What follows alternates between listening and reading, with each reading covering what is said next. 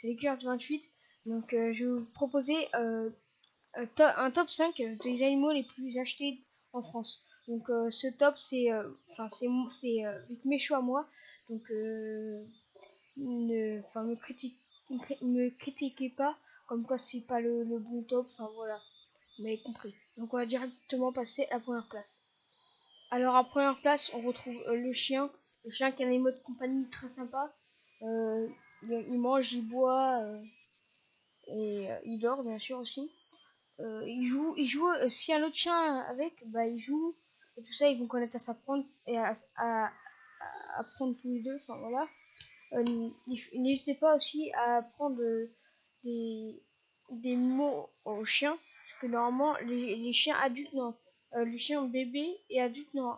Le bébé, normalement, il pourra apprendre déjà 100 mots, le chien adulte pourra apprendre 200 mots. Enfin, en gros, 200 signes pour leur dire des ordres.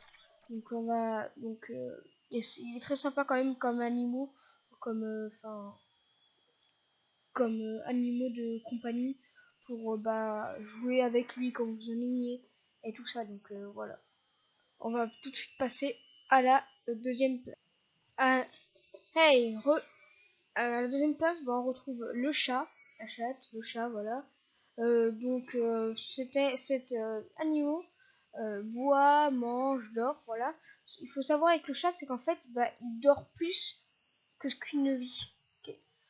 En gros, si vous voulez, en fait, il dort plus que quand nous, en fait, nous, on est en train de travailler, faire des choses comme ça, lui, il dort. Voilà. Donc, en fait, il va plus dormir dans sa vie que jouer. Voilà, et donc il est très sympa pour faire des câlins, tout ça. Donc, on va directement passer à la troisième. Hey, à la troisième place, on retrouve le poisson rouge, le poisson clown, comme vous voulez, enfin tout type de poisson. Donc le poisson, il faut qu'il se nourrisse avec de la nourriture pour poisson, enfin voilà. Il boit, il mange, il dort, enfin voilà. Ce qu'il faut savoir, c'est que les poissons sauvages, enfin voilà, de toute façon, ils sont tous sauvages, mais il faut qu'ils soient plus habitués quand même aux aquariums, tout ça. Donc voilà, donc il faut plus prendre des poissons qui sont plus habitués aux aquariums. Et puis voilà, et puis ça reste quand même sympa d'avoir un poisson qui soit comme ça. Donc voilà. On va passer à la quatrième place.